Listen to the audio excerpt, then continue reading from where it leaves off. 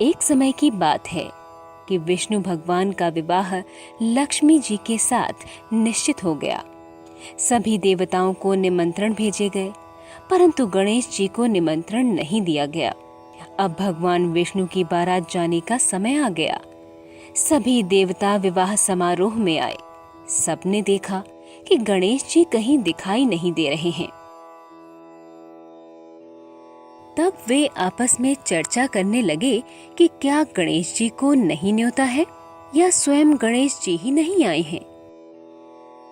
तभी सबने विचार किया कि विष्णु भगवान से ही इसका कारण पूछा जाए।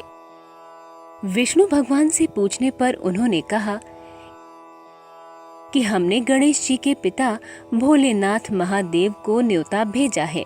यदि गणेश जी अपने पिता के साथ आना चाहते तो आ जाते।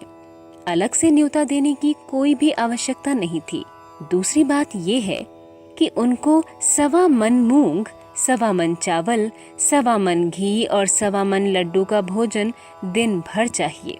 यदि गणेश जी नहीं आएंगे तो कोई बात नहीं, दूसरे के घर जाकर इतना सारा खाना पीना अच्छा भी नहीं लगता।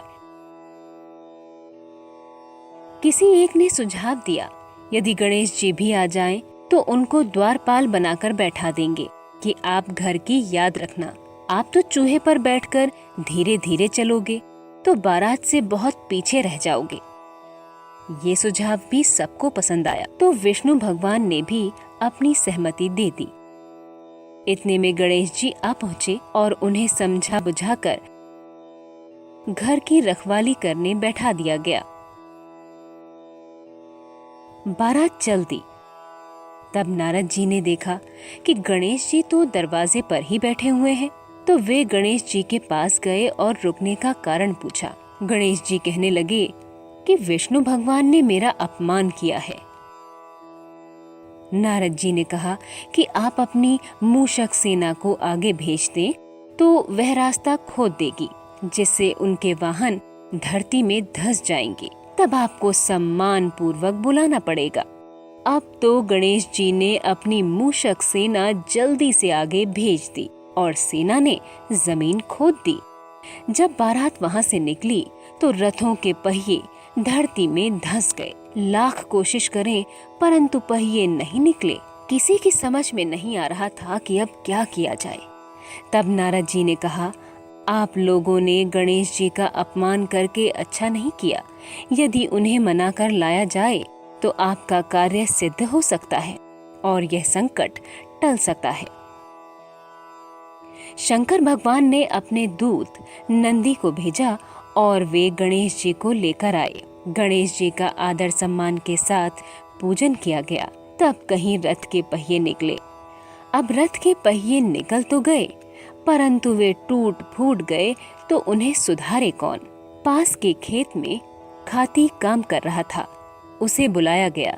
खाती अपना कार्य करने के पहले श्री गणेशाय नमः कहकर गणेश जी की वंदना मन ही मन करने लगा।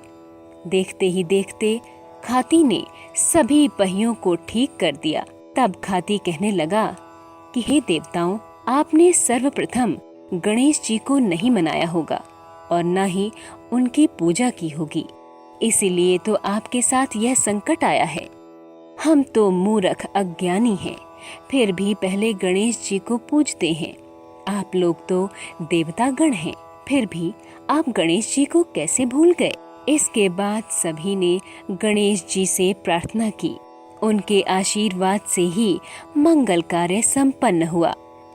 भक्तजनों, संकष्टी चतुर्थी व्रत हर माह भगवान गणेश की विशेष कृपा पाने को किया जाता है। संकष्टी चतुर्थी हर महीने की कृष्ण पक्ष और शुक्ल पक्ष की चतुर्थी तिथि को मनाई जाती है।